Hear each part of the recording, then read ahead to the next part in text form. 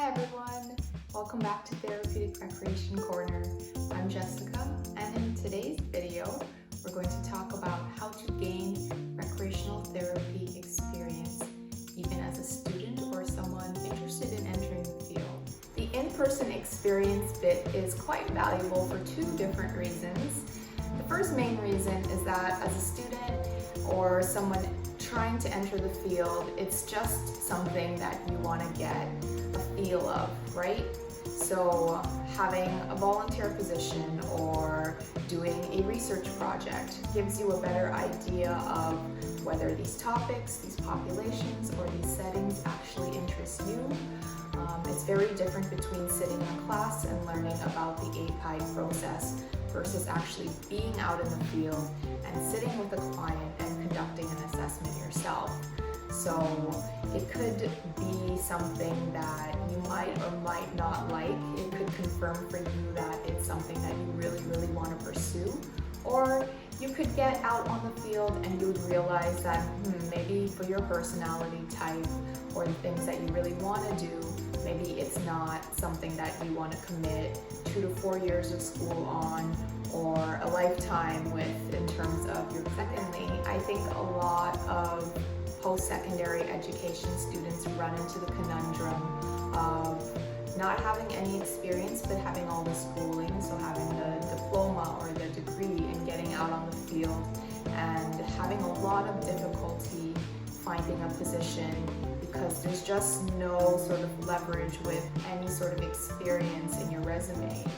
So getting some experience, even if it's volunteer experience, unpaid experience counts as well in the TR field, is extremely valuable to set yourself up for a better shot at being a really good candidate once you get out of school. So today's going to be a quick one.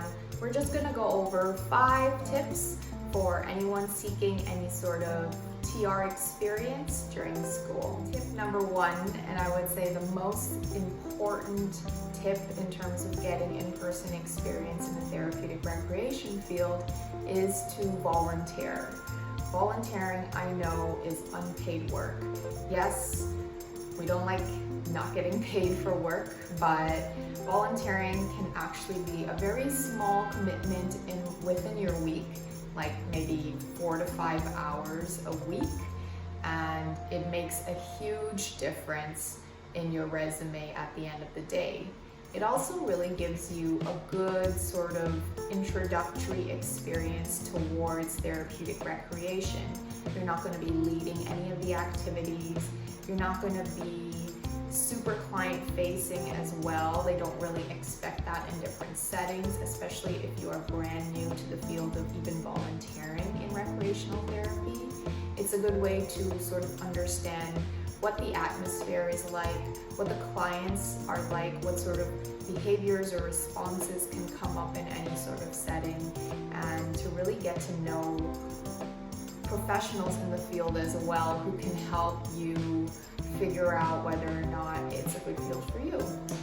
So an example of volunteering within the field of therapeutic recreation, before I even got accepted into the program of therapeutic recreation, I knew that I had an idea. I wanted to work with the older adults or senior population, which is very popular in therapeutic recreation.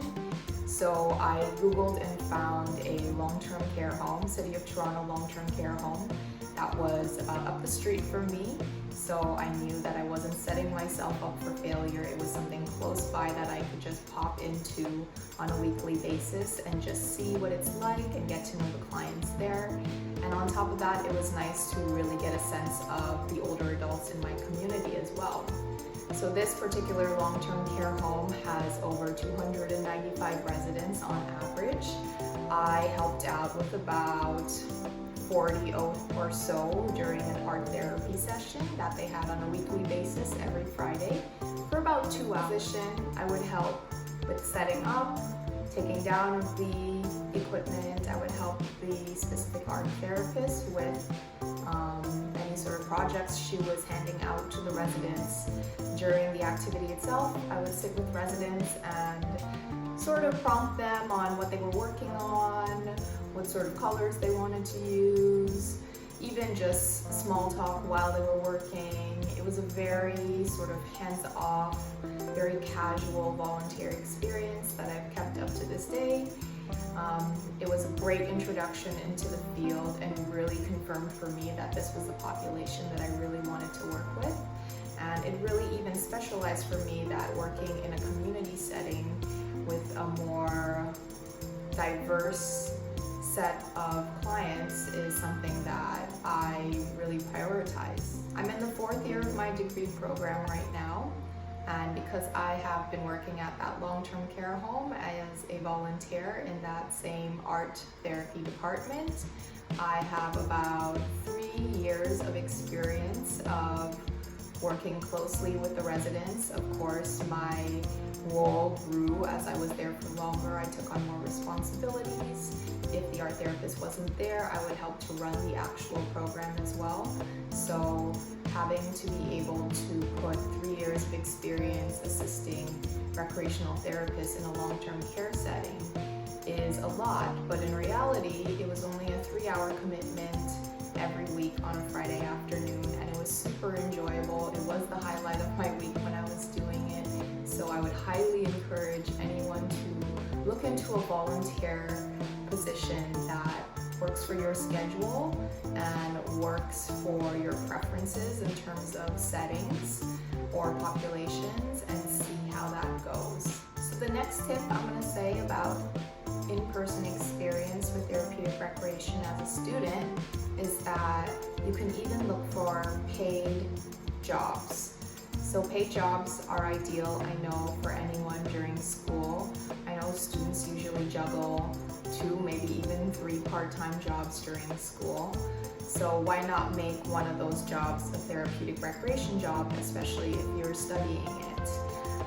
So getting a paid recreation therapy job as a student is quite challenging, I'm not going to lie. Especially where I am in Ontario, there aren't a lot of positions that come up, and when they do come up, they require the degree or the diploma to be had, and even additional certifications. So obviously students aren't qualified for that type of work, but on the rare occasion they're looking for people to run programs on weekends at retirement homes. Maybe they're looking for casual program assistants at long-term care homes. These ads do exist, and they're a great way for you to even practice your application skills, practicing writing your resume, doing your cover letter, even interviewing for the position.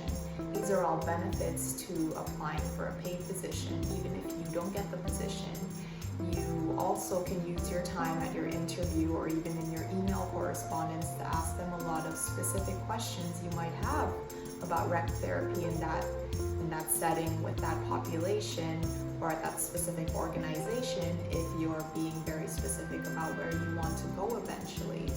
So these are all really good aspects of applying for paid work, no matter if you get the position or not. If you get the position, that's fantastic. And you can even use those hours towards a school credit in some instances. But yeah, it is an option. It's out there. They're few and far between, but when you do get that experience, it is very valuable work and gives you a little bit more agency in those positions than in a volunteer position as well. So say your schedule doesn't work for volunteering, you haven't been able to find any sort of paid position in the field. Another unique way to get experience within the therapeutic recreation field is by doing research. So the therapeutic recreation field in terms of evidence-based practice is quite small at the moment. It is a fairly new profession and it's a very small profession, so our body of research that is particular to therapeutic recreation is small. That doesn't mean that the research that we use as recreational therapists comes from a tiny pool of research. We actually look into research from all sorts of disciplines for our interventions. But yeah, as a student, if you have a lot of time to research, or you have a particular interest in a particular topic that you've realized in your own research doesn't have a lot of material on, and you think that this is interesting, it's always a good way to learn more and even have something that is your own within the field. Talk to your professors, flesh out these ideas, see if there's an interest, if there might be a real gap in the research, and it's something that you can really seriously pursue in the field, doing your own research study on. And this might be very valuable research and actually add to your credibility as a candidate once you get out of school if you focus on something really niche, really particular, that brings a lot of new knowledge to the field that wasn't there before. The fourth tip I have for gaining some in-person experience is that although you may not be able to get a paid job, you're working your volunteer job, your part-time jobs, that's great. You may want to start looking into your student placements or your co-op positions, your work integrated learning terms.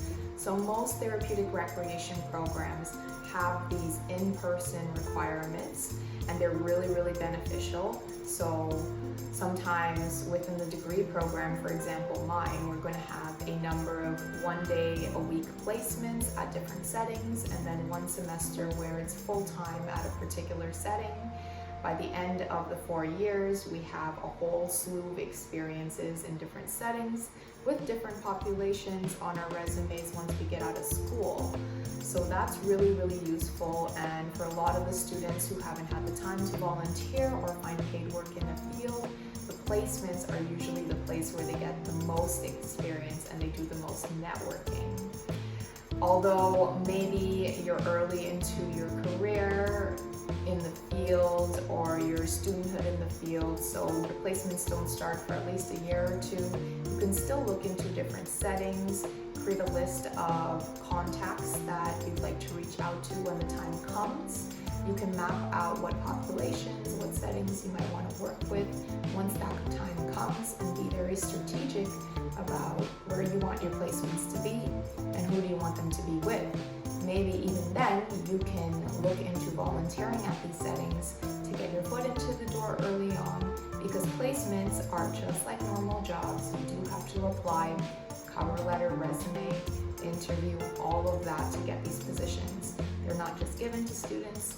You definitely do have to compete with other students at other schools, at your own school, for these types of roles. So it's a great way to get your foot into the door if you do your research early, you network, and you volunteer with these organizations early, and it's very valuable to plan ahead. The last tip I'll provide is for anyone who has exhausted all of the other options or not interested in doing research, not interested in volunteering just yet, maybe you don't have the time in your schedule, but you do need to have a job during school. I know for some it's not an option to just volunteer and put aside your paid work in other fields. Taking up an unrelated position is actually a good way to just keep you busy. Any sort of paid position, whether it be in retail, it be on campus, these types of things do build certain skills that will lend to therapeutic recreation. So something like customer service experience, client experience, even addressing safety concerns and whatnot, these come up in a lot of different positions and do translate to a recreational therapy job where you're working with clients a lot, you're looking out for safety a lot. So when you do get your positions while you're a student, please keep in mind the ways in which it can translate to a therapeutic recreation job. The truth of the matter when it comes to rec therapy and pretty much any sort of job, especially when you're a student, is to keep those feelers out, because you never know where a potential employment opportunity might come from. You might be working in retail, you might be working on campus, but maybe a contact that you've made via these sort of unrelated jobs will lead you to a job or a referral for somebody else. So you never really know. You just want to keep yourself occupied productively and really think about how these things translate and be ready to even speak on it when the time comes. Those were my 5 tips for gaining experience in the field of therapeutic recreation, even as a student.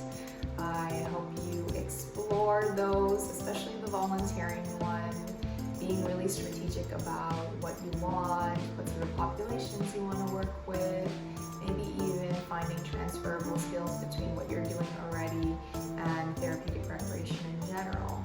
These are all going to build your personal, professional portfolio in the field and to make you a great candidate, on top of giving you a really good idea of the specifics of where you want to work, who you want to work with, who do you want to work for, and all of those other important aspects as well.